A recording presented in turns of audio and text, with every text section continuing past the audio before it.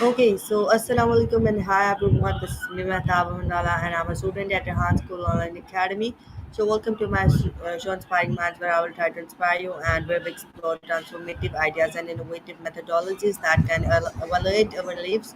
So today we are thrilled to have Maurice Zelcovitch, sir, the creator of the Morry method, a groundbreaking with approach of brainwave entrainment and with over 20 years of experience and a proven track record.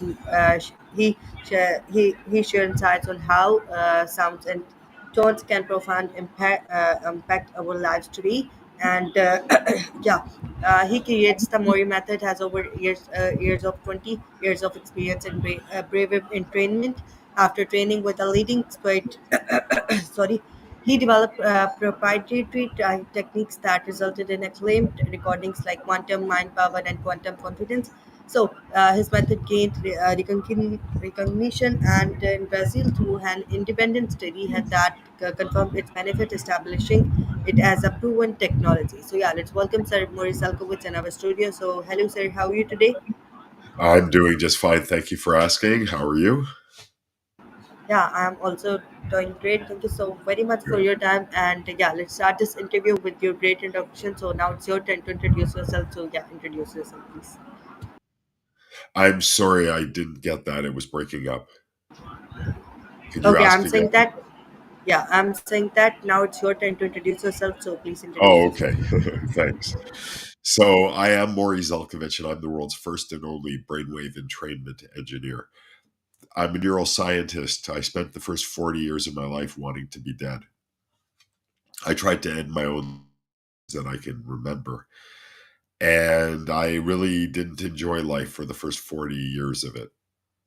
I had to find a way. The thing is, it took me 6 attempts on my own life to realize that I really didn't want to die. And when I realized I didn't want to die, I had to find a way to live. So I started studying the brain, neurology, neurochemistry, psychology, perception, quantum physics, any discipline at all that might help me to understand why I was thinking the way I was thinking. And I ended up coming across this science called brainwave entrainment, which seemed to tick all the boxes. It seemed to be the cure I was looking for. Unfortunately, it wasn't. It didn't help at all. And it should have. So it was at that point when I realized I need to reinvent the wheel, so to speak. So I used all the information and knowledge I was gaining after 40 years of research, and I recreated the science of brainwave entrainment. And I created something that actually did work for me, and it brought me out of my depression, and it made me go from wanting to be dead forever to wanting to live forever. And now I offer these systems, these recordings, this science, this technology to people all over the world to help them with things like memory issues, Alzheimer's disease, PTSD, post traumatic stress disorder, depression, Wonderful, sir. Okay, so anxiety, sleep problems, pretty much anything to do with the brain, we can help with, the right type of therapy. Go ahead.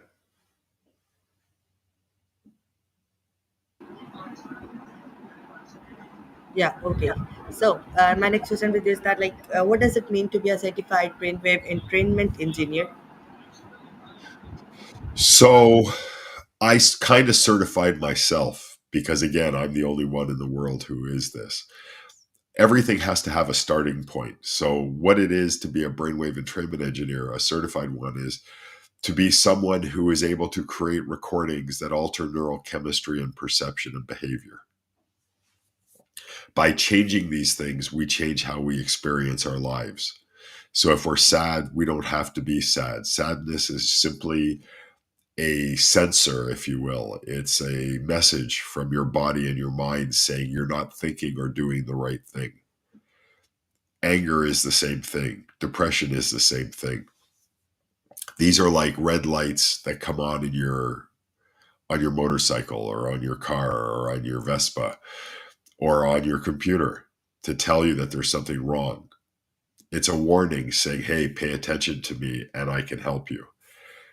If people look at it that way, they can use methodologies like what I do in brainwave entrainment and other things to help themselves to be better, to help themselves to be happier. So a lot of people, when they're depressed, when they're sad, when they're angry, they feel sorry for themselves and they go, "Oh, this is terrible. I feel like crap." But in reality, it's my belief that this feeling badly is actually there to protect you. It's there to tell you you're not thinking the right things, you're not doing the right things. If you pay attention to the pain, if you pay attention to the discomfort, then that will tell you what you need to do to feel better. Because feeling better and feeling good and feeling happy is how we are supposed to feel. That's why it feels good. Feeling bad and feeling sad and angry or mad or upset or depressed is not a bad thing, because if you take it the way I believe nature intends it, it's there to make you understand you're doing something wrong or you're thinking something wrong. And if you pay attention, it'll give you the warning that you need to change what you're doing so that you can feel better and do better in your life. Okay, sir. Wonderful.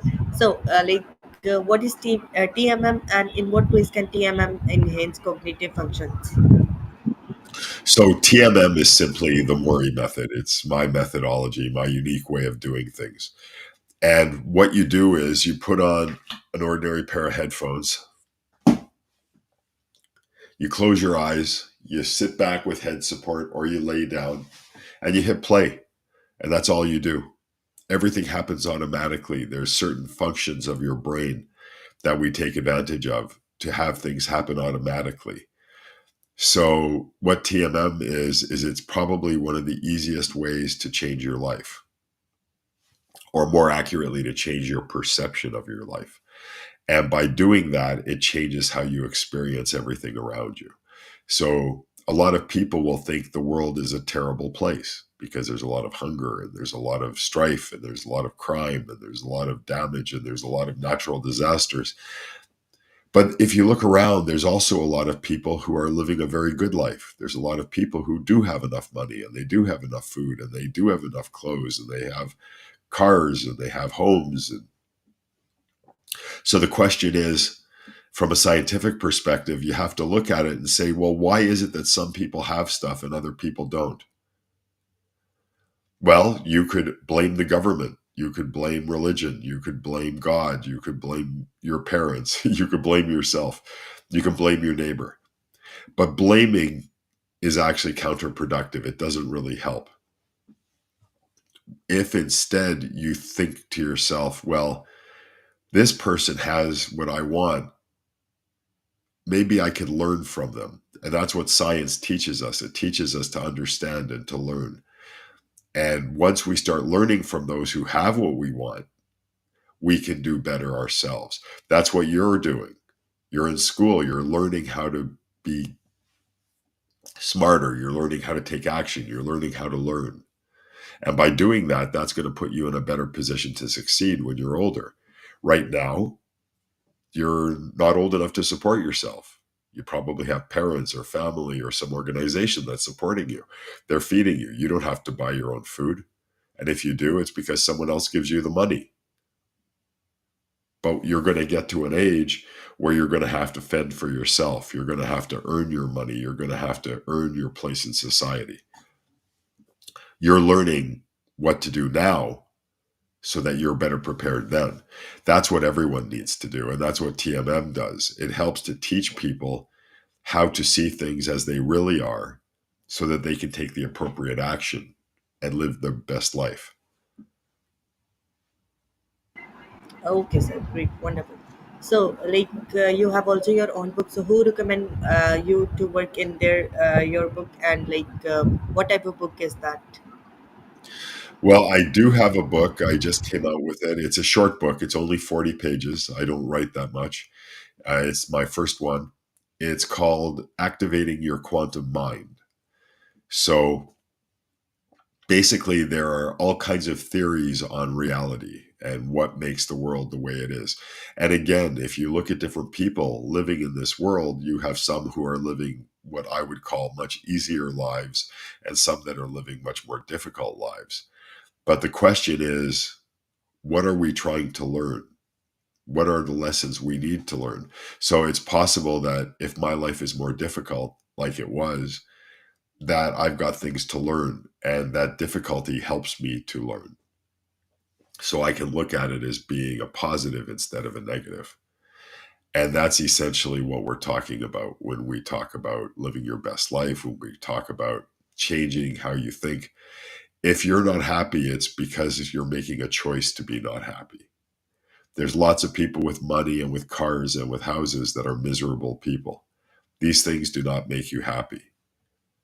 They'll make you rich and happy or rich and sad, but they don't make you happy or sad. They just make you richer or poorer. I know lots of people who have lots of money and they're totally miserable people. I wouldn't want to be like them in a million years. And I know people with lots of money who are very happy and they do a lot of good in the world. So it's really a choice. So you have to make that choice. Do you want to be happy or do you want to have excuses and be sad? I choose to be happy. Even with all the challenges I've had in my life, I still choose to be happy because it is a choice. And you can choose it, and every one of your listeners can choose it, and every one of your friends and family, and every person you see on the street can choose it as well. It's just a matter of realizing you can make that choice. Yes, sir. Okay, all right. So yeah, my next question with you is that like, what are the potential benefits of TMM for Alzheimer's patients? So, a few years ago, there's a doctor. His name is Dr. Dale Bredesen. He wrote a book called The End of Alzheimer's, and at the time, it was quite a pioneering piece. Uh, Up until recently, a lot of people have thought Alzheimer's disease is a downward trend, and there's nothing you can do except maybe slow it down a little bit. So, what he did was he started researching all these alternate ways of helping. For instance, Western medicine says wait till someone gets sick, and when they get sick, treat them or try to treat them. Well, he thought, what if we look at what might be causing the sickness in the first place? And what if we took care of that first? Maybe people would be healthier. Maybe they would be able to heal better themselves. So, one of the things he found was one of my programs called Revitamind.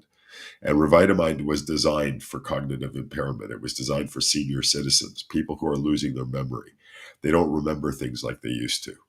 Students trying to learn, that kind of thing.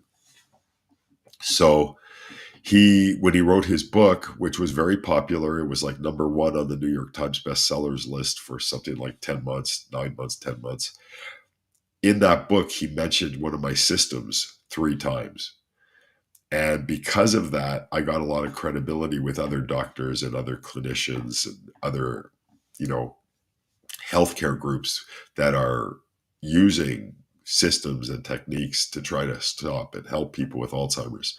So, as a result of that, my work is starting to be used by clinicians and doctors all over the world in an effort to help people with better sleep, which helps to clean out something called the beta amyloid protein, which is like a gunk. It's like garbage that gets in the way of the signals between the neurons in the brain. So, because of the doctor mentioning how he used to say, I don't believe that this would ever do anything. And now he's saying, well, I think maybe it does. So because of that, vote of confidence, now a lot of doctors and a lot of clinicians are starting to examine the opportunity to use my recordings to help people in a non-invasive way, meaning without having, it's one of the rare ways of helping people that doesn't involve taking a pill. People don't get used to this technology when they use it. It's very easy to use. Like I said, put on headphones, hit play. That's it. Okay, sir, that's great, wonderful. So now, like, tell me that like, if anyone wants to become an brainwave entrainment engineer, so what qualification did they have? Well, right now, I'm the only one, and I'd have to train them. So I don't have time for that. I'm working on 50 different systems and techniques right now. But if they wanted to teach themselves like I did and be some form of brainwave entrainment expert or anything really, Just study, just research, have a passion for something, have your heart involved. Go to the library. Don't just look stuff up on the internet, but actually go to a real library, read paper books, and get that as well as the internet. Use AI to do legitimate research. So find research papers, blah, blah, blah, blah, blah. Ask questions. Everybody's unique. If you want to be a brainwave entrainment engineer, then at some point I'm going to have to teach you. But that being said, you don't need to have a title to be effective. You just need to have a desire. And as long as you have the desire and you follow through, then you can be anything you want to be. I'm the world's first brainwave entrainment engineer because what I needed to exist, I had to invent it myself. If you have an idea, follow through, even if it's never been done before, even if it's never been done the way you're doing it before, because there's a reason why you had this idea. And that idea is there because it's possible. And it's possible because the world probably needs it. So follow your inspiration and don't let people talk you out of it. Because I had so many people trying to talk me out of what I'm doing. And if I listened to them, there'd be so many people, thousands and thousands of people who wouldn't be helped the way they're being helped because I would never have come up with my techniques. Because I listened to other people who said, go get a job at a restaurant because you'll never make a dime doing this. Inventors, innovators, people who evolve the planet, people who evolve humanity are not people who listen to small-minded people. And small-minded people will try to talk you out of doing something original. If you are inspired to be original, be original. Albert Einstein was not a follower. Nikola Tesla was not a follower. People who make a difference in this world are not followers. They are leaders. Now, that being said, if you want to be a follower, there is nothing wrong with being a follower. Followers are just as necessary as leaders are. So you're still providing a wonderful service to the world if you follow something you believe in. But if you have an original thought, if you think there might be a better way, trust yourself and work on that. And it doesn't matter if you're 7 years old. It doesn't matter if you're 70 years old. Makes no difference at all. Follow your passion and the world will be better for it, and so will you. Okay, sir, that's great, wonderful. Okay, so like, what inspired you to develop TMM? Well, again, I had mentioned that I spent 40 years wanting to be dead with multiple suicide attempts. It wasn't so much inspiration as necessity. I had no choice. I couldn't go on living miserably like I was. And I was looking for ways out. I was a drug addict. I was an alcoholic. Uh, I tried to kill myself a bunch of times. I've injured myself tons of times. All kinds of stuff has happened in my life that led me to needing to find a way to feel better. So my inspiration was my lousy life and feeling horrible and my inability to end my pain any other way. Okay, sir. So now explain me that like, what role does technology play in delivery of TMM? So technology plays a large role. I create audio recordings, I create visual recordings like MP4s and MP3s. I use AI a lot in my work. AI does not create anything for me, by the way. I create everything myself. But occasionally, AI can help in brainstorming. It can help in coming up. It gives me something I can talk to that is not going to judge what I'm saying. That's not going to tell me to go get a job at a restaurant. It allows me to have someone, in a matter of speaking, to bounce my ideas off of and to develop them. So AI is massively important in what I'm doing, but not from a creation standpoint, more from a invention standpoint. It helps me to formulate my thoughts. and to move forward. Keep in mind, AI has only become really prevalent in my work in the last couple of years. For the other 38, 40 years of my work, I've been doing everything automatically from here. And it's so important that if you use AI, don't just use it. Use it as a stepping stone. Use it as an idea. Think yourself. If you don't think yourself, AI is going to kill you. I don't mean kill you, literally kill you, but it's going to kill your potential. It's going to kill your creativity. It's going to kill all of it, unless you use it as like an assistant. If you use it like an assistant, AI can be the best thing for humanity. But if you use it to think for you, you're going to be lost. Okay, sir. So now tell me that, like, can TMM be adapted for different learning styles or not?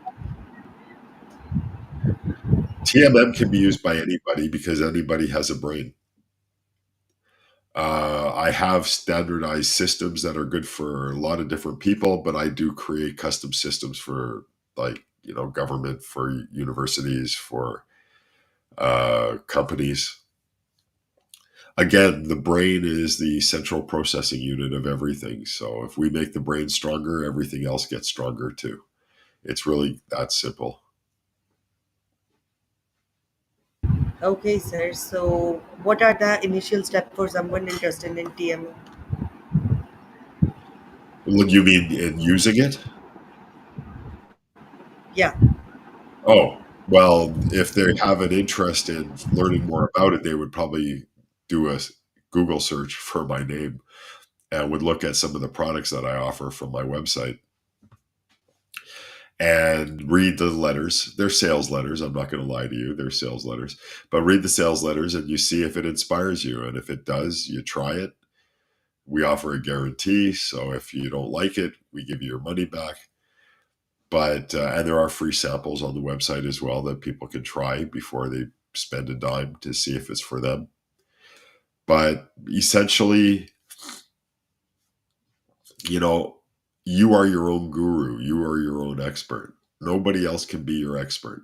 Even big stars like Oprah Winfrey and Tony Robbins and Deepak Chopra, these people are really only experts in their own lives. You are the only expert in your life. So if you are ever inspired by something someone says, remember that that inspiration is about you, not about them. And they don't know you and they can't know you. And their way of doing things can't be applicable to you. So you have to take everything, just like language. So English might be your second language. You have to interpret what I say so you know what I mean. It's the same thing for any technology or any theory or any methodology to help make your life better. You have to interpret it, you have to tailor it to fit you. If you do that, you'll be more likely to succeed. If you just follow what I say or what someone else says word for word, you're likely to fail because you're not me. You're not Oprah. You're not Deepak Chopra. You're not these people. They can only give you an idea based on their experience. You have to change it to fit your experience. Then you have a better chance of success.